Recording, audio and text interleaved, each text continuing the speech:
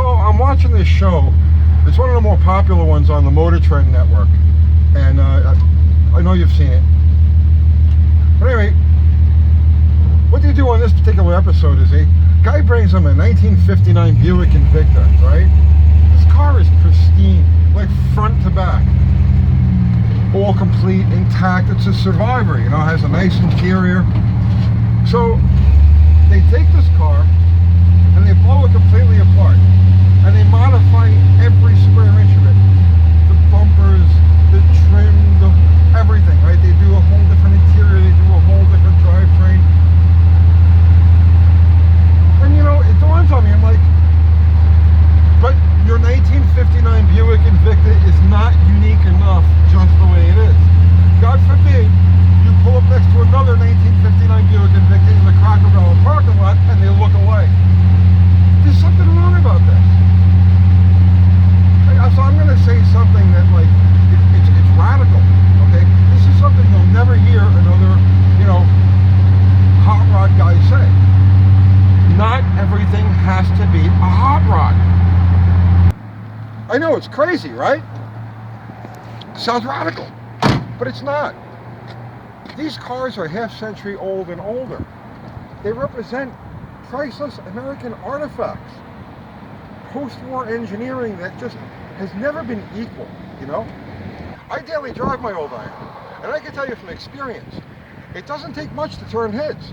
You take a car like this one right here, Mrs. Landy. We call her Mrs. Landy, even though Mrs. Landy's actual kid swears she'd never be caught dead in a four-door car. But we love her just the same. Mrs. Landy here gets more thumbs up, more waves, more strikes up more conversations than any other car we own.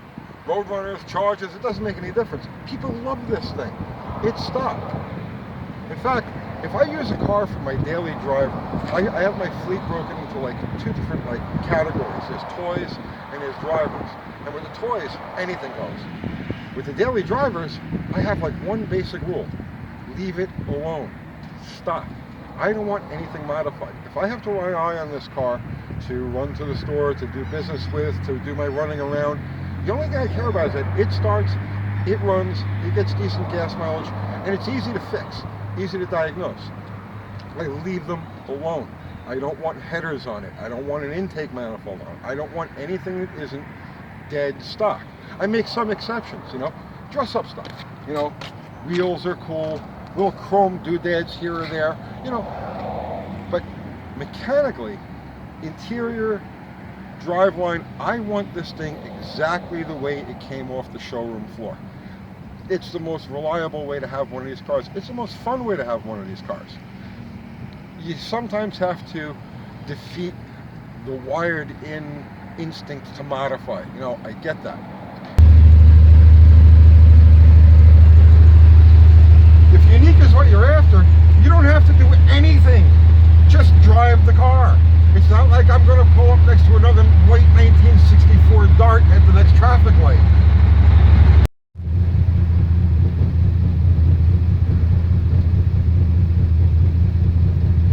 And strictly speaking, from the perspective of a daily driver or a cruiser, leaving them stock mechanically is the way to go. Headers, they leak, they have ground clearance issues. Camshaft, intake manifold, bigger carburetors, they kill bottom end power. They make the thing miserable in daily driver traffic. You just want to leave it alone. Aftermarket ignition systems, something goes wrong with them, it's voodoo. Where do you get the part to fix it? Now, I leave everything just the way it came from the factory, so that this way I can hoard parts, I can acquire parts easily, I can diagnose and troubleshoot with my eyes closed. I know it's not for everybody and it's not for every application, but trust the voice of experience on this. Stock is cool. If you're going to build a toy, a hot rod, a race car, by all means, go as crazy as you can.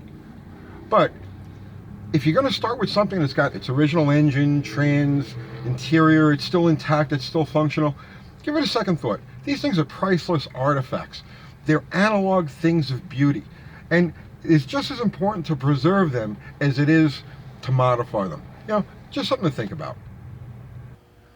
And today we got to give a shout out to Morgan, who just turned 9 the other day, and today she went into some serious leg surgery. Your old uncle spent enough time on these things to know what you're going through. Thoughts are with you, baby. Feel better.